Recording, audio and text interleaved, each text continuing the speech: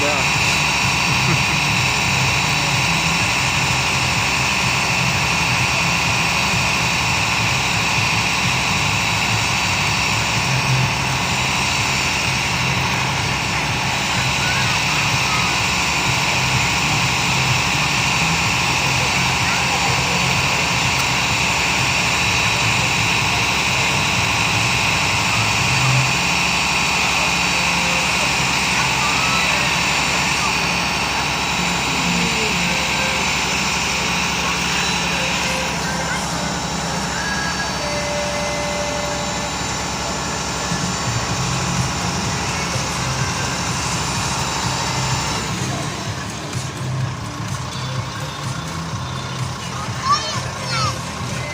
Is it at its highest now? Yeah.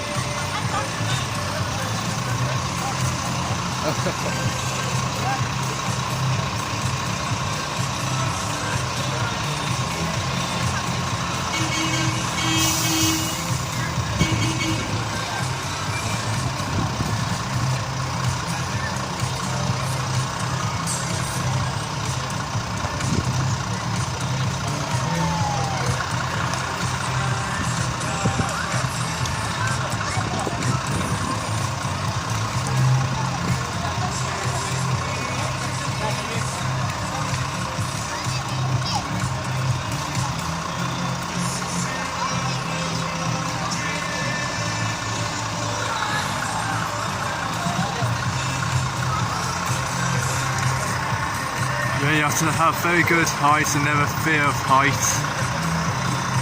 Yeah, you won't catch you up there in a million years.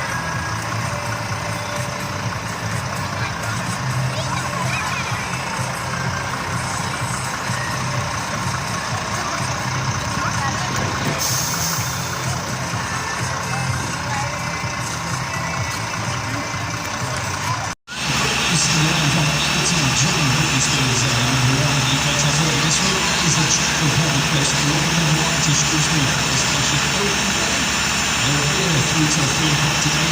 We've got a few things going on for the entertainment as well as our health safety messages. So we've got Women's Cave Rescue down here.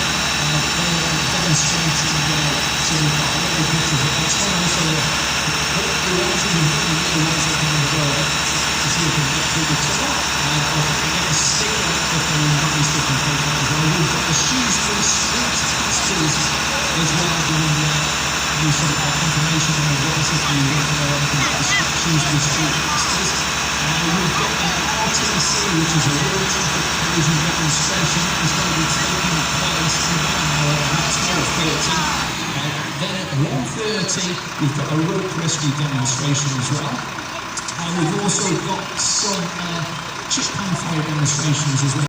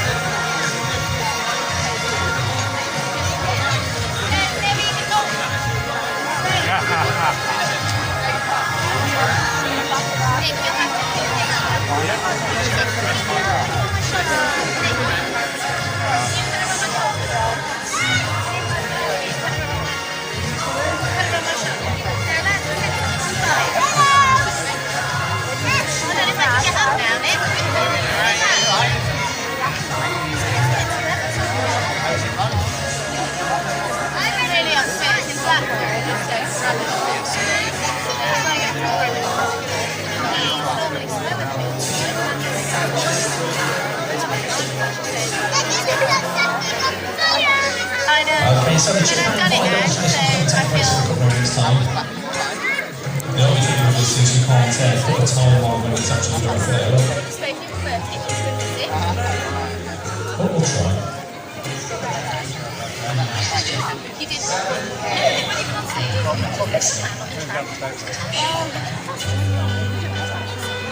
We could have a sing song while we're waiting. After this is going to get deadly quiet.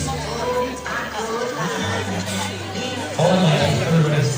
Oh, he's dancing. Wave your hands in the air. He's loving it. But the kids are my mum's a bit. They're all too young, you know. You can't remember this.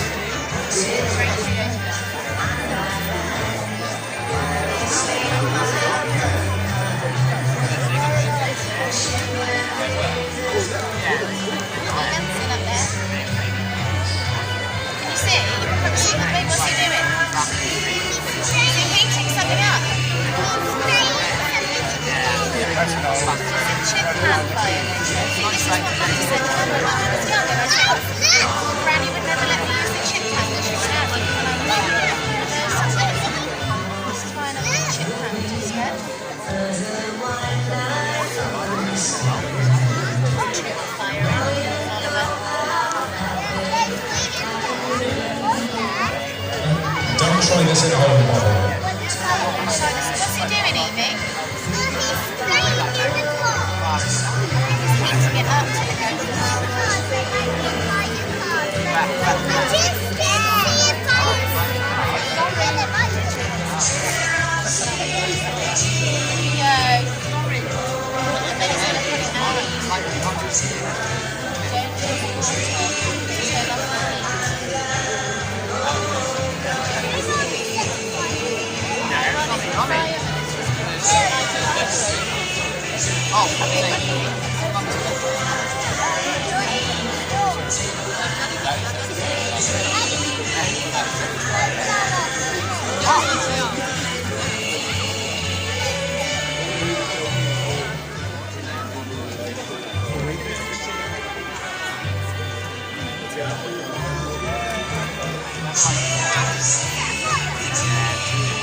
smell it.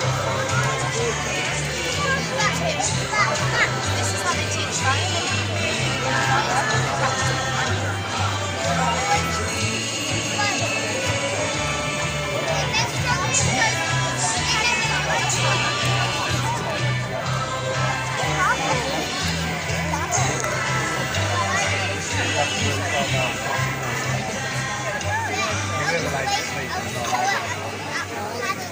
So there we go, that is Daydream Blue there, that is from the Monkeys, of course. Okay, right, so what we're going to do is try and get this lit.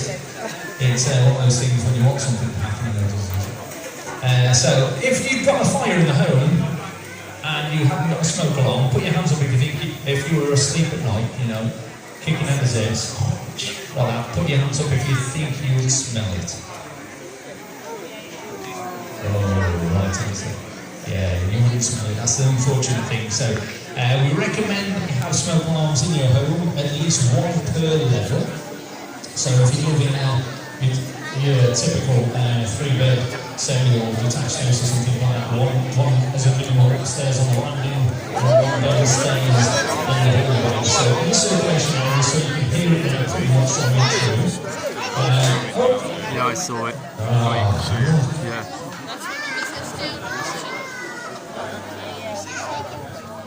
That's rotten, that, isn't it? There's more on there.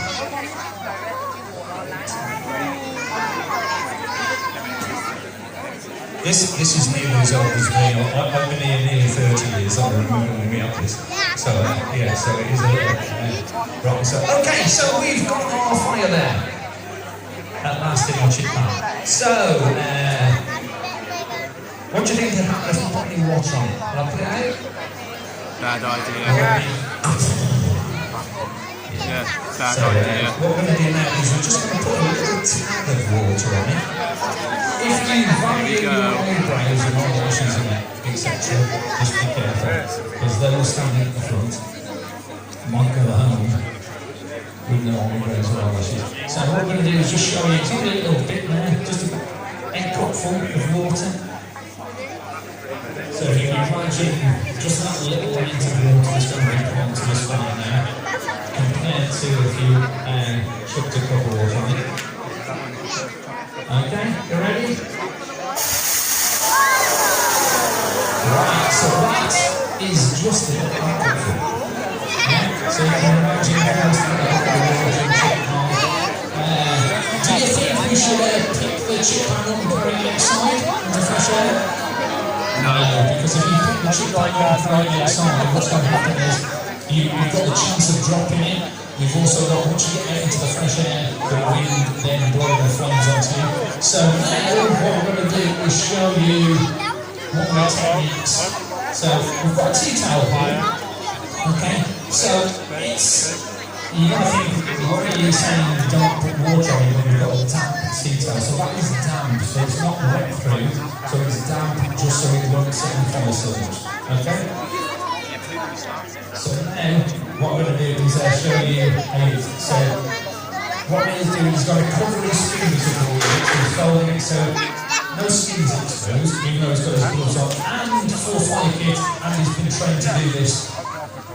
So he's going to place that from the front over that chip pan,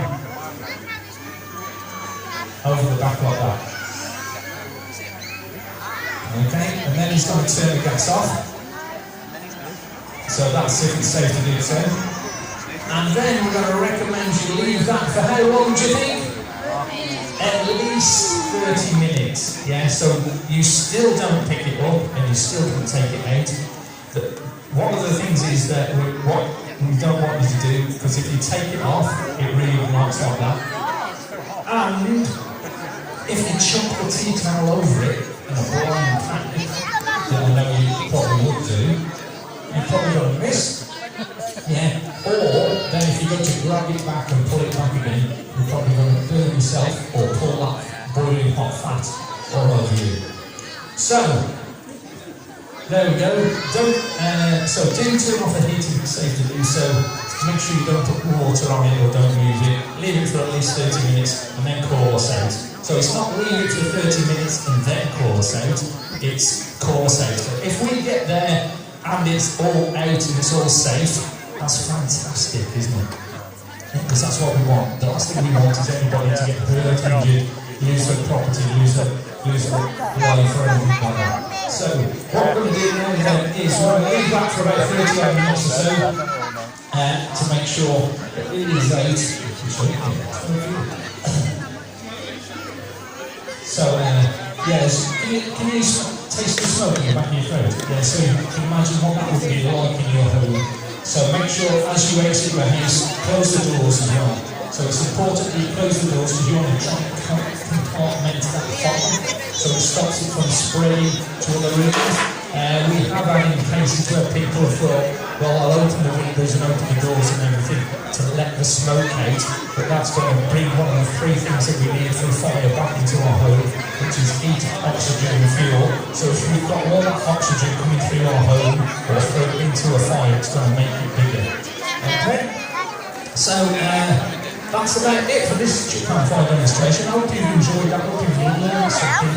Just make sure you've got some of this smoke out. If you've got any questions, if you see one of our firefighters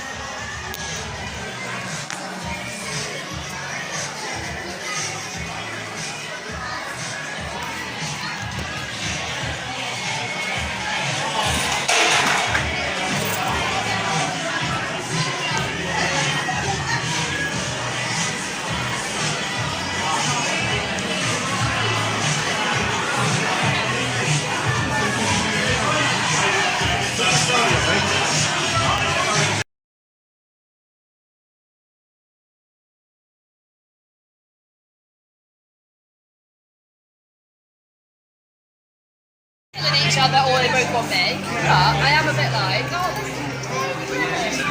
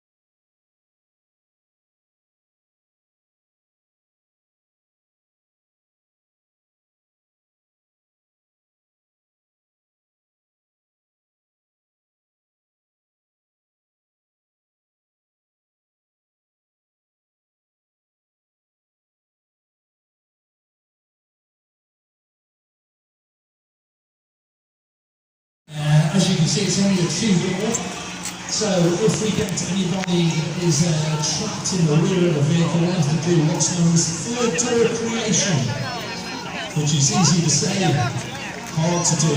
So other things you have to be mindful of when you're doing the third door creation, because we're going to cut the side of the vehicles out as well. So it's things to be mindful of, like this vehicle here, so it's got this fuel fill cap. The fuel fill cap, so you have to mind where that is running down on the inside. And these days as well, other things you have to be mindful of. It isn't just petrol or diesel vehicles, you get hybrid vehicles, so you get all electric vehicles. If you've got electric vehicles on fire, it is extremely difficult to put out a fire in an electric vehicle. You have to take the bottom off, the plastic and the bottom. That white So we're setting out all equipment here. So there's a few things that we have to put first in the safety, so we have a hose reel jet out and we'll have a dry diver extinguisher out as well. So if the car was to set on fire while we are putting extra things in place for extracting any people in the vehicle, at least we've got some firefighting media to extinguish a fire straight away. So we'll have that. The first things that we need to be doing, like I said before, so we've got the sea safety emission assessments. So then, once all that is taking place is a stabilisation. So we've got the chocks and blocks, which we're going to make now, and we go for 7 points if we can of stabilisation. Got it away. Mr. Ben Bowley is getting undressed. I'd like to apologise, it is a family show.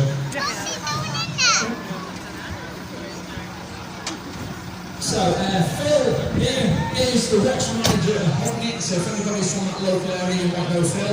So he's the watch manager. You can tell the difference between the watch managers and firefighters and crew managers. Watch managers have a white helmet, which is, this was white in one day, but it's gone a bit tarnished because it's been in numerous fires. So we've got a casualty in the car. Normally we wouldn't just open the door and just go and talk to them. The first thing when you start to talk to casualty when they're in the car, they're going to turn their head. And you don't want them to turn head, so you need to give them the focus, so you put your hands in front of them, wherever they're looking, say, look at me, do not move your head. No matter where I go, do not move your head, because we do not want them to have any additional injuries. So we could have some C-spine injuries, and if they turn their head, it's going to only aggravate it and make it worse.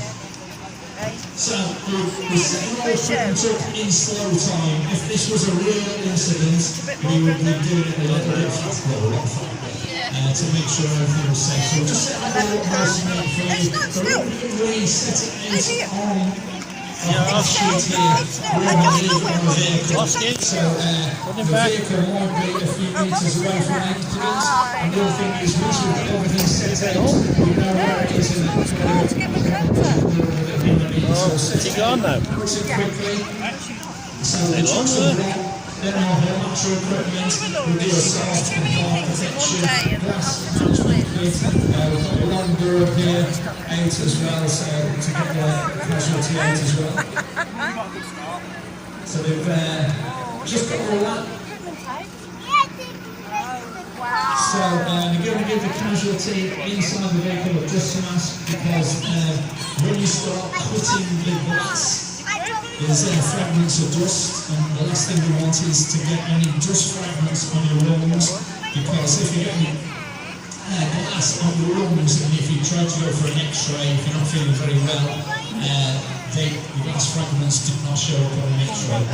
So you can imagine it's going to make you not feel very well as well, so it's going to cut your lungs. So just filtering down all the equipment, put it all together.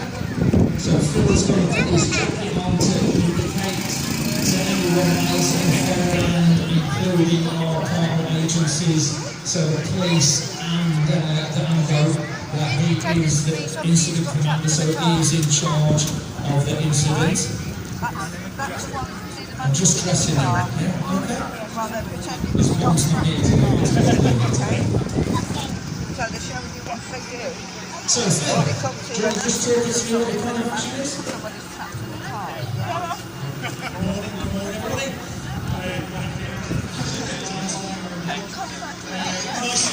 Still, what does jump a bit in a minute? Oh yeah. Well, look what you've done to me as well.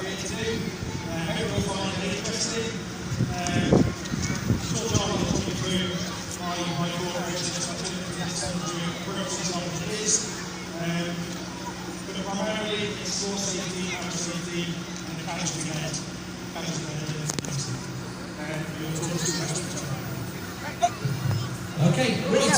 So when we get to RTC, these days we're primarily the first emergency service there. Unfortunately, due to the state of the amount of ambulances that we've got, sometimes we have to wait a period of time for an ambulance to turn up.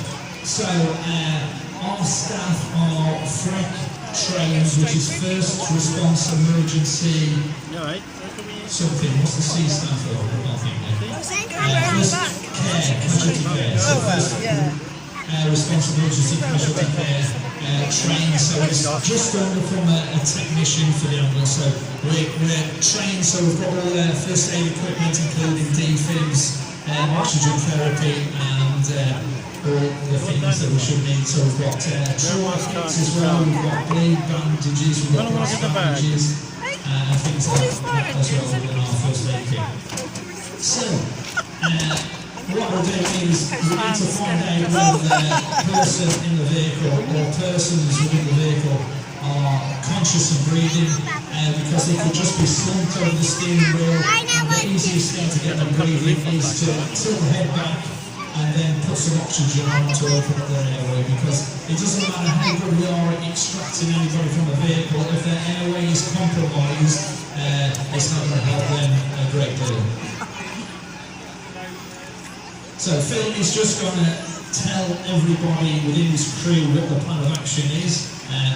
He's already been and assessed the casualty and realised that the casualty's airway is open, so they're conscious and breathing, which is a good thing.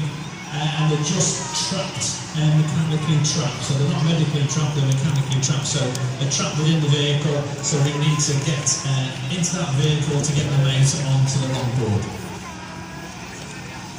So, what we're going to do then is, the first thing what we will be doing is delegating somebody to go around and do some chopping and blocking to make it stabilised. So we need to do like simultaneous activity, so it's doing a few things at once.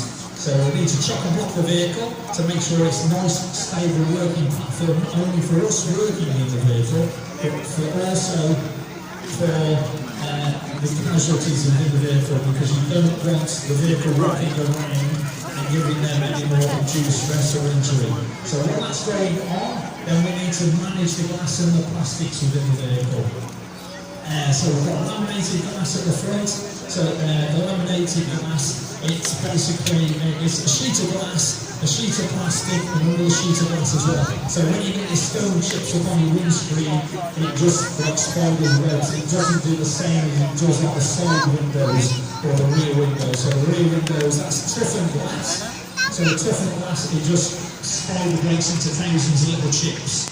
So we'll do the chocking and blocking, the glass and plastic management, so we'll manage all the glass, and then what we need to do is do inside the vehicle, once we get access into the vehicle, and before we start cutting, we need to do what's known as peel and reveal. So the peel and reveal is where we need to make sure that there's that we don't cut through any major electric cables if it was an electric car, so the bright orange thick cables that are in there. We also need to make sure that we don't cut through any airbag extenuators, so where the airbags go off, because some airbags within vehicles, they've got a double deployment, so they'll go off once and then they can go off again. So if you hit something, then ricochet and hit something else, so the airbags can double deploy. So we need to make sure we don't go through those gas canisters. The other things we need to make sure that we don't go through as well is the seatbelt anchorage points, because if we go through the seatbelt anchorage points, that's going to damage our lateral equipment. And we've also got suspension struts, so on the rear of the vehicle, the gas struts. So if we were to cut through one of those gas struts, it will then could either explode or shoot out very quickly and not only injure us but injure any casualties or other member of the emergency services that are there as well. You ready? He thinks he's ready. Okay. Right. So now what he's going to do then, like we said, chock and block the vehicle. So he's going to approach the casualty, look at me, don't move your head, keep focusing. So even though he's going to move around the vehicle, he's making sure the casualty doesn't move his head. So if they can get anybody into the vehicle to make sure the airway is straight and not compromised, they will do so. So I'll have somebody doing C-spine management, holding their airway open and keeping their head straight. So that will be the person's role throughout the incident at the head of the vehicle. So we've got Tarek in there now, that is assessing the casualty, making sure that their head, like I say, is in a safe and stable place. So now we have got our seat airbag restraint system. So the airbag restraint system goes over the steering wheel, because even if the airbag steering wheel has gone off, like I said, it could go off again. The airbag in this vehicle hasn't gone off because it hasn't had an impact. So we're just putting that on, so if the airbag was to go off, and then it will only go into that airbag restraint system, it will not function. So chocking and blocking it, 7 points of stabilisation, so 7 points around the vehicle. So under the bonnet, each corners of the rear, each side of the vehicle, and under the boots. So we'll try and do diagonal points on the car, so then if you're on a hill, it won't roll away. I went to RTC probably about 12 months ago now, which was on a crossroads on an incline, and it was a Mercedes vehicle with electronic handbrake.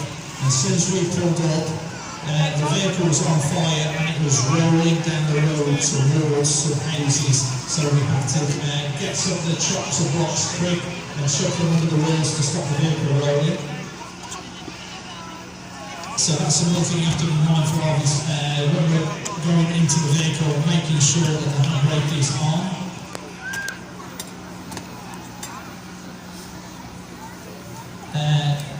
what the person in charge of the incident, so like Phil, will be doing is making sure that our fire control are aware of what is going on. So we have to send messages back to our fire control, so any other fire engine or any other emergency service that is en route to the incident will know a little bit more about the incident. So for the likes of this incident, it's send once a vehicle involved in road traffic collision, maybe into a tree or into some street furniture. One casualty aged, one male casualty aged about 35 in care of fire service personnel and being triaged with oxygen.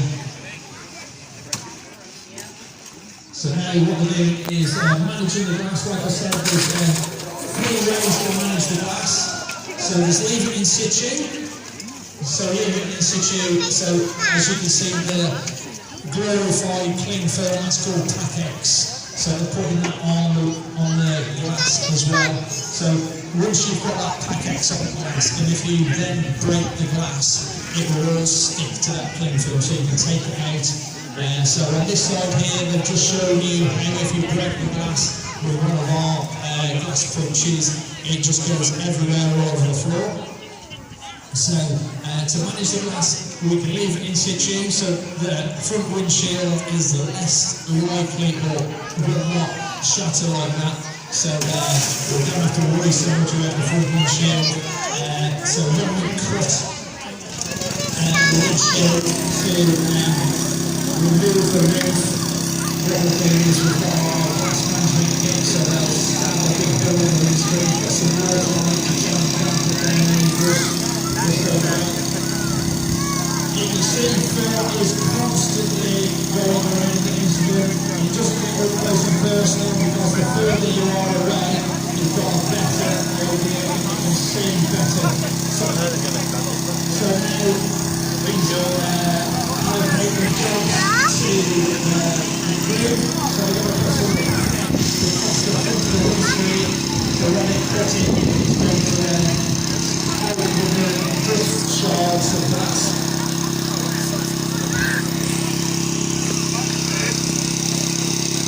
So we've got the whole match row cutters, we've got cutters and sprayers as well. So just got to make sure that the hoses are all kinked up.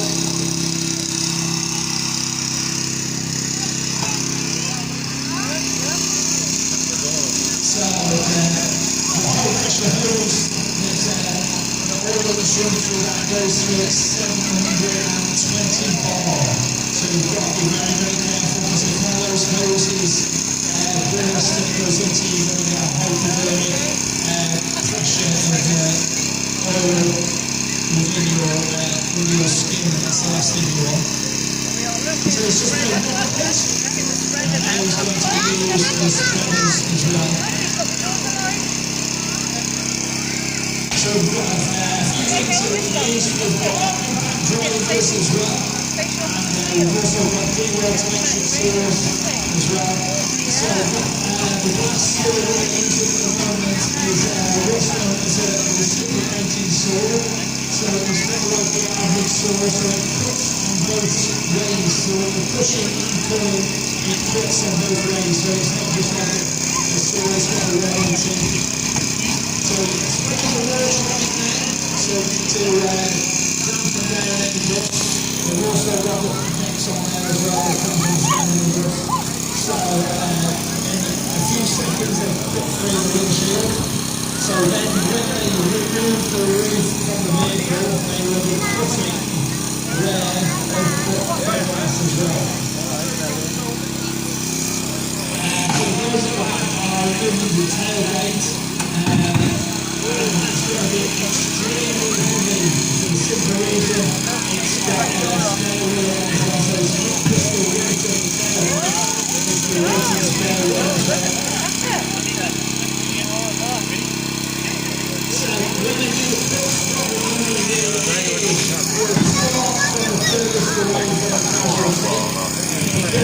Taking the back door off so they can cut the these get those things on the roof so they can take the roof off.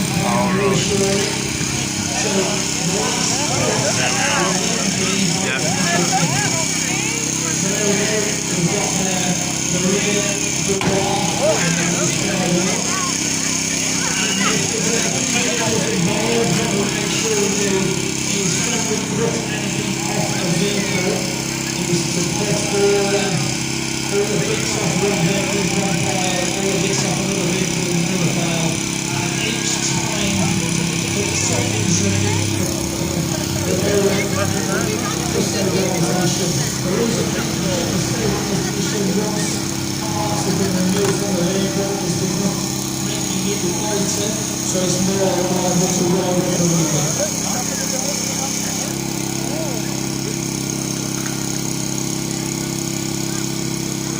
So if you look at the vehicle, the front pillar is classed as the A post, so that's where the door meets the windscreen. The next pillar is classed as the B post. And on this vehicle, as you can see, the B post is quite wide, it's about 6 inches wide. So it's about 15 centimetres wide. And then the C post is the rear post. So when you put the B post, is going to make sure that they're properly when the seatbelt operates. And we put the seatbelt as well, so we need to put the seatbelt. Another thing we need to be mindful of if the casualty is wearing the seatbelt. So we will take the seatbelt off the casualty. We'll leave the seatbelt clipped in. But we'll cut the seatbelt when it clips in, so then when the service come along, then we know that the casualty has worn a seatbelt. All the police again, person in the vehicle is that hasn't worn a seatbelt, there's a big mark on the head where they hit the windscreen, or they have hit the windscreen hard and actually pushed the windscreen out and grabbed the windscreen itself. You can also see they've also suffered significant trauma as well while hitting the windscreen.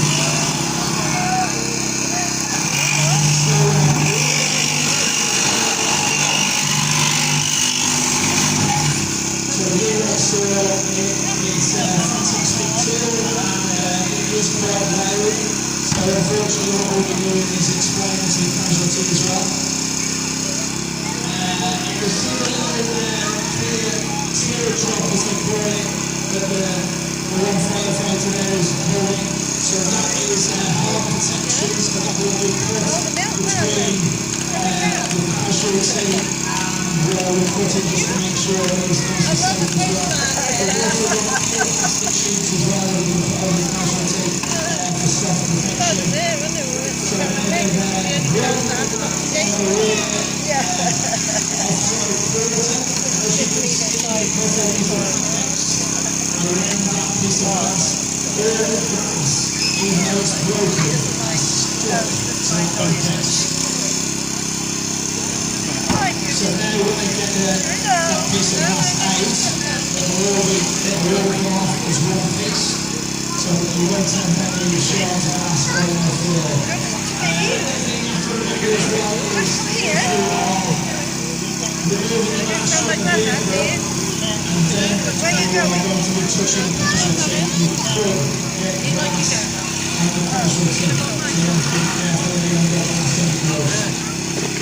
So here we have got the A post on the near side, the B post on the near side, and the C post on the near side. The C post on the near side, offside, and we're just going on to the B post on the side. So now the past integrity of the vehicle is compromised. We're going to have to make sure that we've got somebody on all quarters, four sections of the vehicle. So we're going to have the final test. We're going to lift the roof off.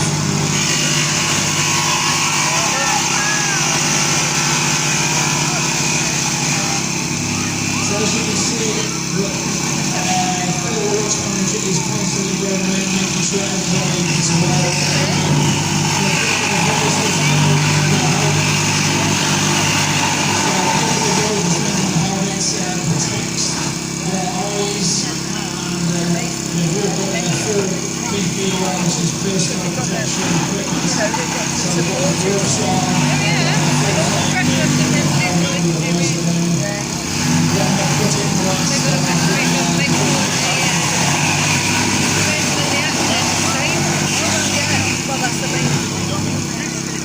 So we're getting to the point where we've only got one final cut left, which, like I said before, is going to be so Phil,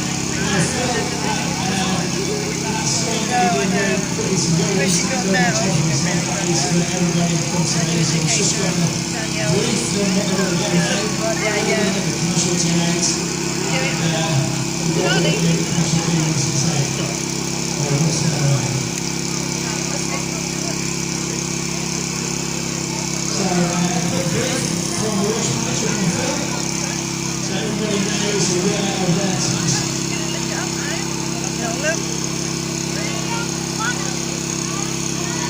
So, going into the final cut.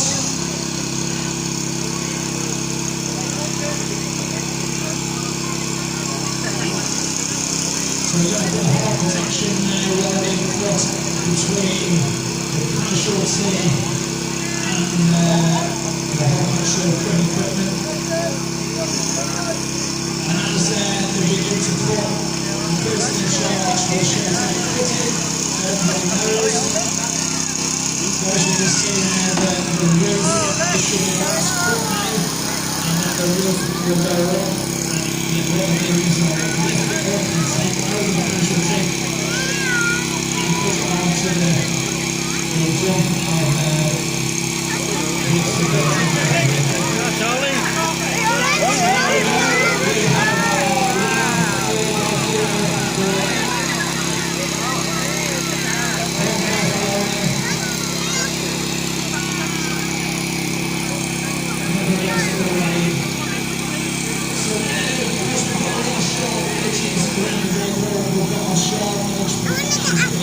so we make sure that all those sharp edges are covered over.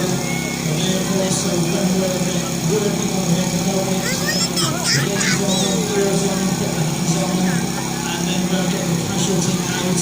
We'll be able to get the casualty out then without any injuries to our staff, any of the service providers that are there, so the ambulance service, and obviously the casualty itself.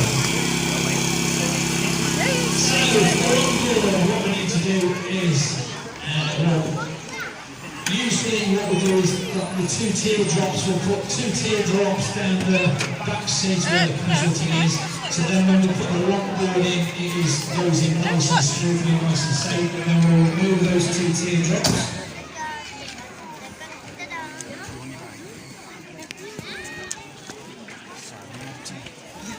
Okay, so Phil has just told me that they're not going to actually take the casualty out on the longboard for the simple reason they haven't got the straps. So they've just got the longboard, but they haven't got the straps to stop the casualty on. So, Sorry, no, yeah, we don't go longboards, don't we? So that's the reason why we haven't got the straps. So we just put them there. So, Phil, anything you want to add? Shoot us up there and then we'll go, okay? Fantastic. Come on. Come on, Charlie, and you. So, can we give the guys from Hotmix a nice round of applause? Hopefully, you will never need us, but just rest assured that we are there and fully trained up should you ever do so. Just remember those fatal 5, driving, excessive speed for the roads, drink driving, using mobile phones, sat-navs, eating and drinking, and make sure that you drive nice and safe. Anybody got any questions? If you've got any questions, Phil's the guy here that's going to answer every single question. We're going to have a wander. We're really excited. We're going to have a look around. There we go. Nice to see you again. So, coming up in a little while, then we are going to be having a demonstration, I believe. Then we're going to do from the tower here, we're going to have a roof rescue demonstration. And then if you missed the first chip pan demonstration, we'll do the chip pan demonstration a little bit later later on as well. So thank you very much for your time. Even though we have finished the RTC demonstration, you are not allowed to go up close to the vehicle or look around where other bits are taken off the vehicle, because we do not want anybody injured or anything like that. So if you give our guys and girls 10 or 15 minutes or so, and then if you'd like to reline up and have a look at the fire engines, please feel free to do so. So thank you very much for your time here today. I hope you all enjoyed that and learned something. Thank you.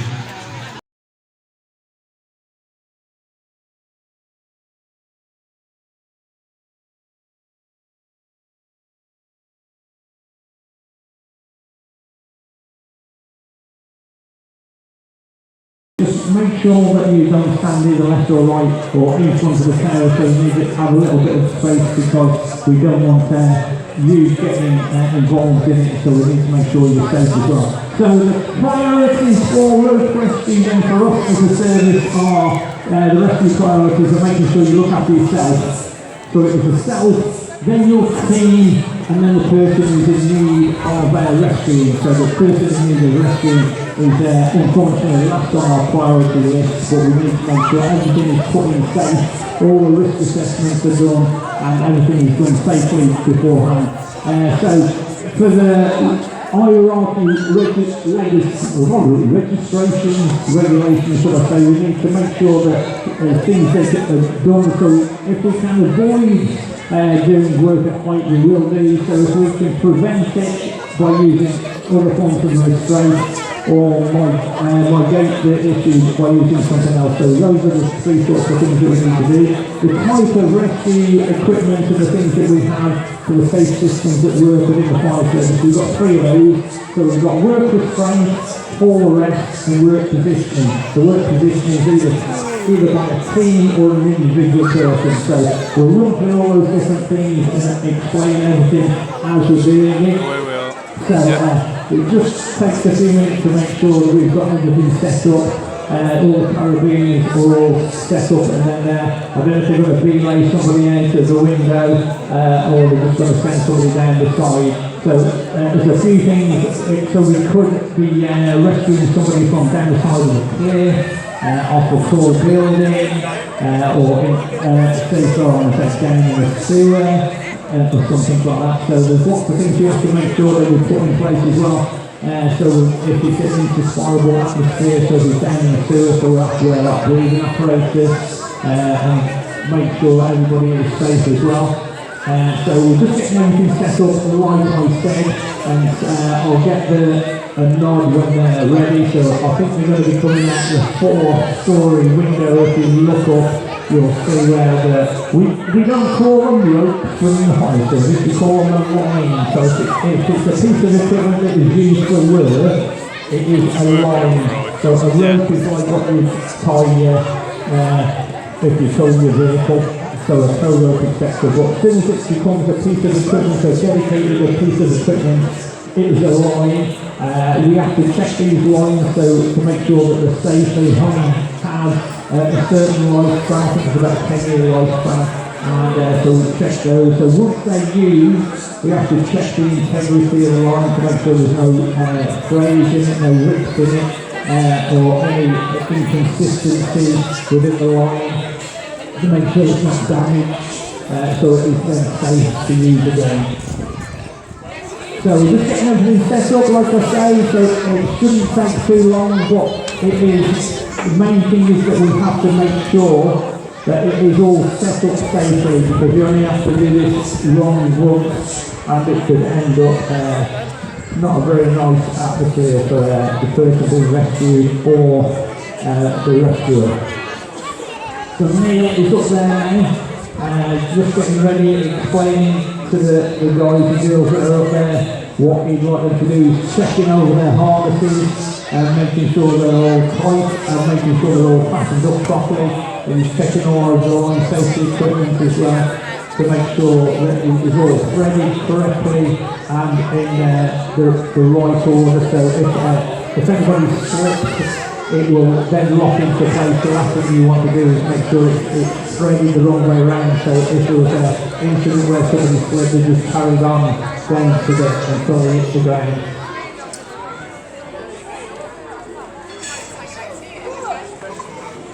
After this, I think we're going to be doing another chip pan fire demonstration as well a little bit later on if you've missed out on the chip pan fire demonstration. We've also got in the main car park area, we've got the street pastors there if you want to know what they do, what they carry, what the street pastor is as well, so they give you information on that. We've then got the area around the platform demonstration that will be taking place a little while as well, and then in the main square where we are here now, we've got the guy from Planet Donuts there. We've got his donuts. We've got sold out donuts. Still really cool, isn't it? Oh no, a world without no donuts. I suppose that's a good thing, you sold out. To the right of that, we have got Barry and Laura. They are on our community fire safety outreach vehicle. They've got information there, we've got some freebies as well that they'll be able to give you out. We've got teas and coffees as well, of course, and we've also got a water safety awareness on the far side as well, so you can have a go at throwing a throw line there. And then we've got the Midland Cave Rescue, just to the left of me if you're looking towards where we are now. The Midland Cave Rescue, you can have a go crawling through their tunnel. And I believe you get a badge if you manage to complete that as well. We've had the MRTC demonstration, so if you missed that, I do apologise. There is another open day, believe it or not, next Saturday, so this Saturday coming at Wellington Fire Station up between 10:30 and 1:30. So if you'd like to go and see that. And also, like I said before, if you felt like this is a job for you, you'd like to do something like this, you can become an on-call firefighter right more information. So from the 1st of October, on the 1st of October, there is a taste today here at Shrewsbury Fire Station. Okay, don't do it!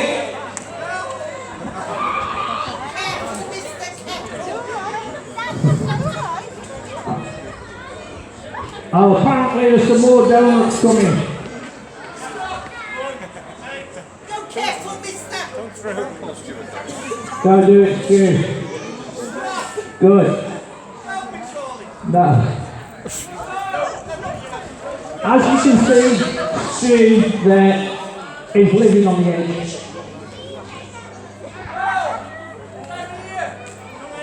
So you can see our firefighters are going to be descending from above Stu to be able to rescue him, because unfortunately, as good as we are, we're not like Spider-Man, so we can't shimmy up the line. Everything alright up there, Neil? Yeah. So there we've got Stu, who's our firefighter that doesn't like heights. So we just leave him there?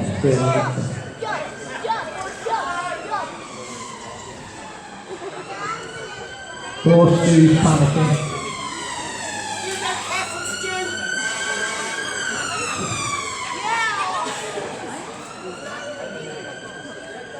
So, I think, is it Tyler Quick coming down? Yeah? Yeah. Go careful, Stu. I would like to apologise to Cameron Taylor here. He does not get out very often.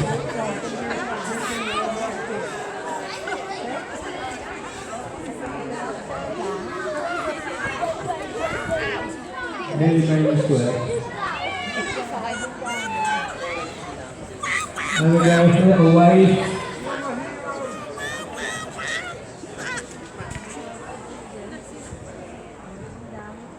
Just so you are aware, Stu has actually got a line around him for safety, so he's not just sitting on the edge there. So thankfully he will not fall.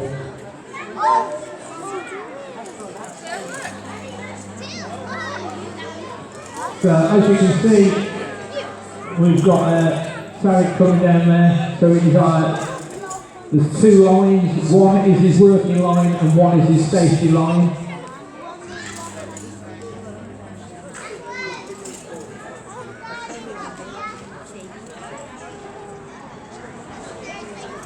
So now he's going to make sure that he's going to instruct you on how he's going to rescue him, what he's going to do, what he'd like him to do, and what he, most importantly, doesn't want him to do. So the last thing you want is somebody to start and panic, which they will do, so we need to calm and reassure them, to explain, this is how we're going to rescue you, I'm going to clip this on here, going to attach my harness, and we're going to then descend down slowly together. And it's going to be in the time of the casualty, so the person that he's rescuing, so we need to make sure that they are confident and while they're coming down as well, so we don't want them to start and panic and start to undo anything and make it worse when they're coming down.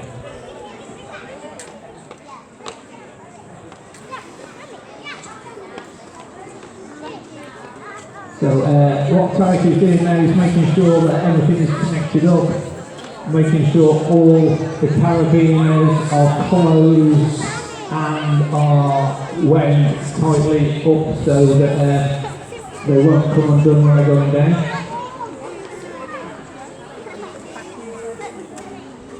As you can see, Stuart already got a harness on.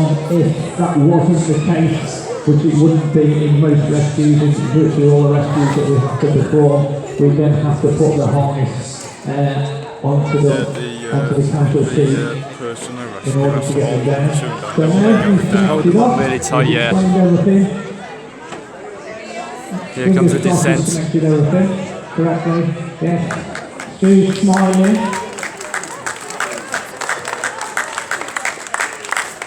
Stu will be giving autographs after this if you like an autograph. Yeah. So down on the terra firma. So there we go. I think that needs a nice round of applause, doesn't it? So Stu's down. So we're going to make sure he's rested down safely, and then once he is, Tarek will stand up, undo everything.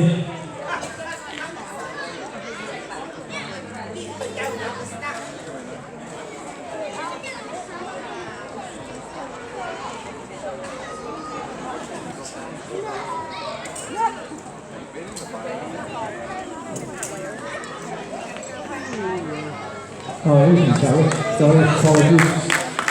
You've got to say.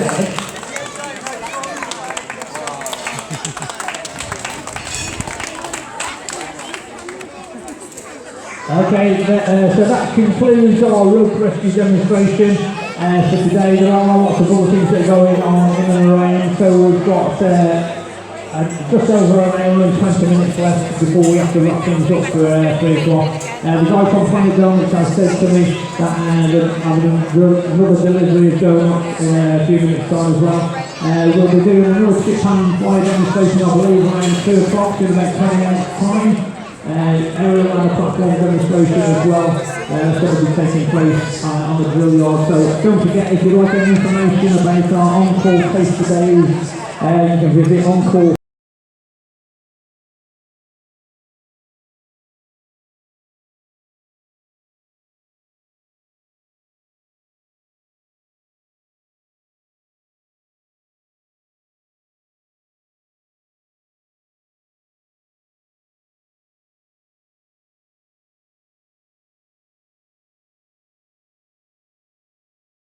Forget as well, if you'd like to see some further demonstrations, there is going to be another station open day on Saturday, this coming Saturday at Wellington Fire Station from 10:30 through to 1:30. So that's at Wellington Fire Station this coming Saturday between 10:30 and 1:30.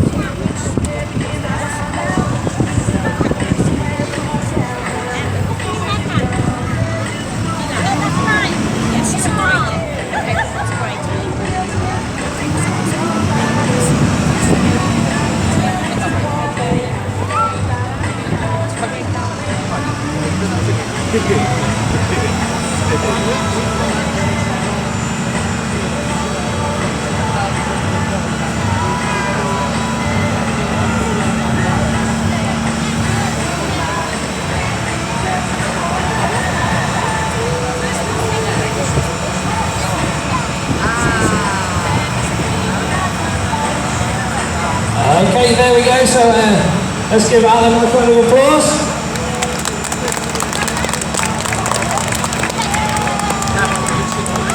As you can see, he is currently going up in the world. Oh, it's known as a wilt. It's known as a wilt. Yeah. The joke's still getting a bit of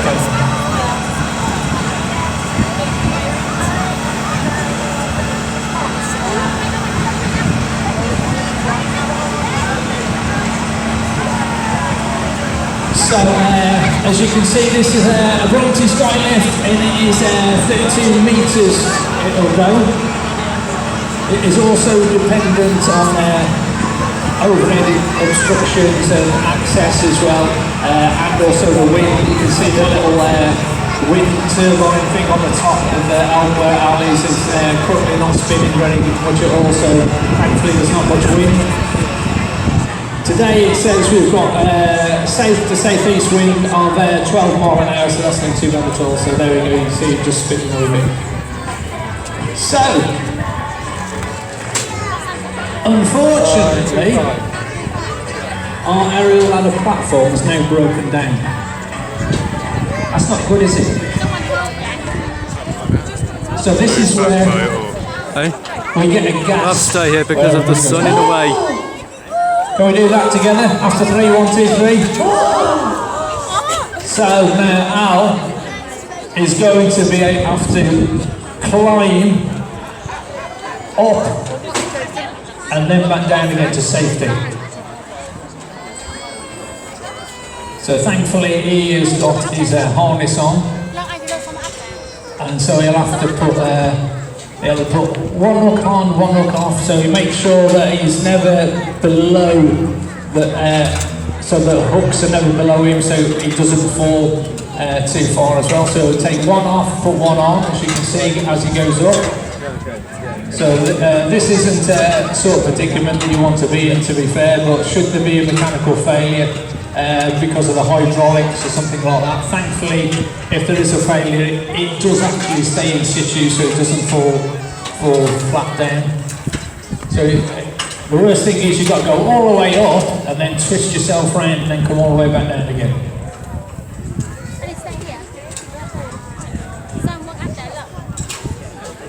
So now he's got to the peak, as you can see he's twisting round, making sure he's still got the hooks on there.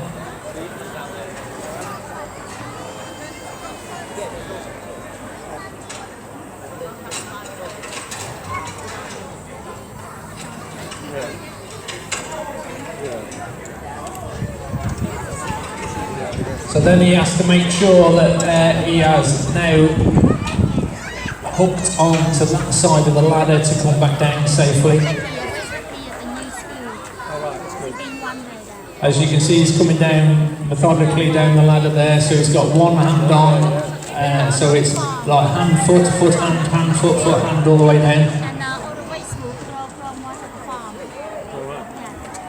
So because that is an enclosed space on that side compared to the other side, he doesn't have to hook on to the ladder to get down, because it is just like coming down a normal ladder, albeit a lot taller and a less of a gradient as well.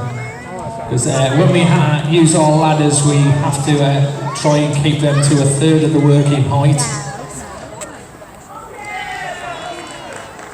So he's nearly there, bless him.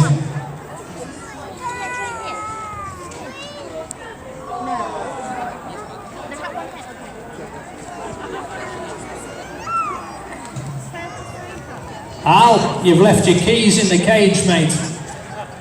You have to go back up and get them.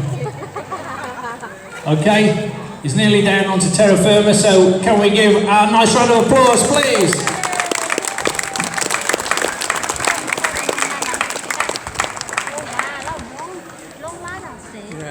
Brilliant. So I believe we're going to be doing another chip hand fire demonstration quite shortly. So the open day there between 10:30 and 1:30.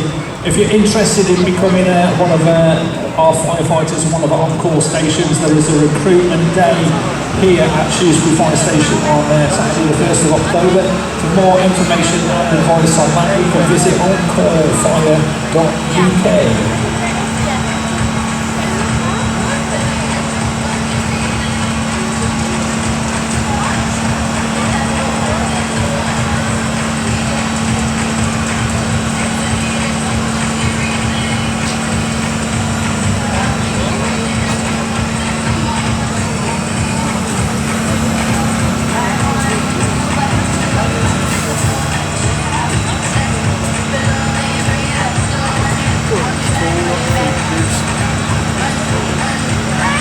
glad to be.